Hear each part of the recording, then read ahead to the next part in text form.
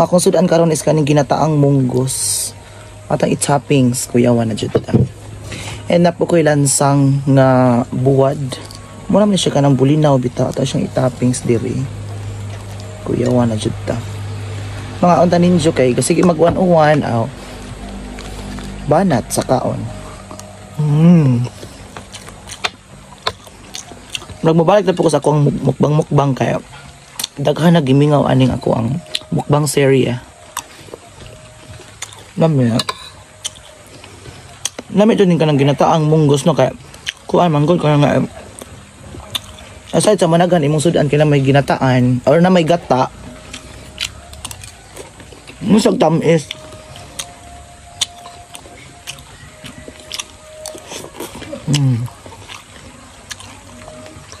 Kalami. Lami jud.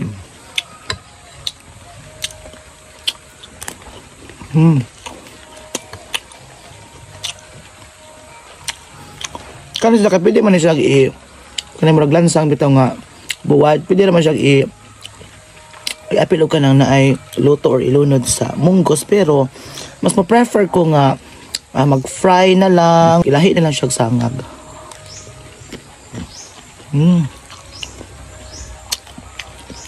Naman ito daw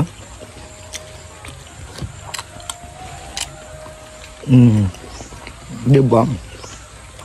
Naman ito daw.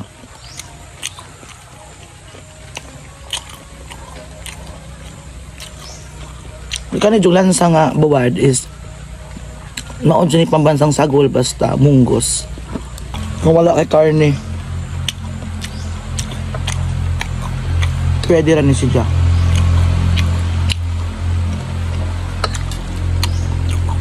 Ngamit radyo. Atong laman yung ihurot ay. Nauwa pagtahi ko. Ato lang ihurot.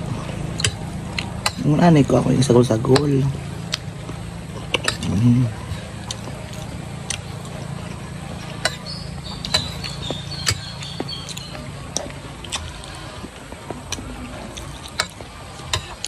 Bongga.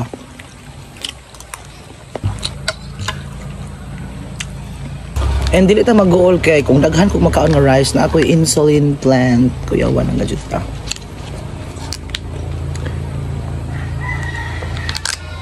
Ato na siyang kaonon. Mao na akong kaonon guys, insulin plant. Ang imong matilawan ra ani is aslom na jud siya. Pero kung madahan kog rice makaon banat ko ani. Pero at least healthy living gihapon ta. Napo ko'y mga tea sa garden. So di na ta mag-uol. So kung maka-visit mo diri pohon, pwede kayo mag-tour-tour sa akong garden.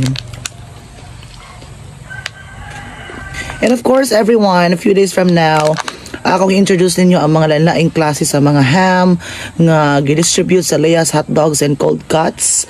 Brought to you by the Virginia Products. Kuyawan na dyan tayo. And tanawan ninyo guys kay samot na, kay holiday season na, and of course, Pasko na hapit. So at least nga makaibot kung sa mga bag-o nila kay ang ham jud is usa jud nas ato ang mga pangmalakasan when it comes to Noche Buena, mga tapok-tapok sa mga Pasko, sa New Year, and whatsoever this holiday season.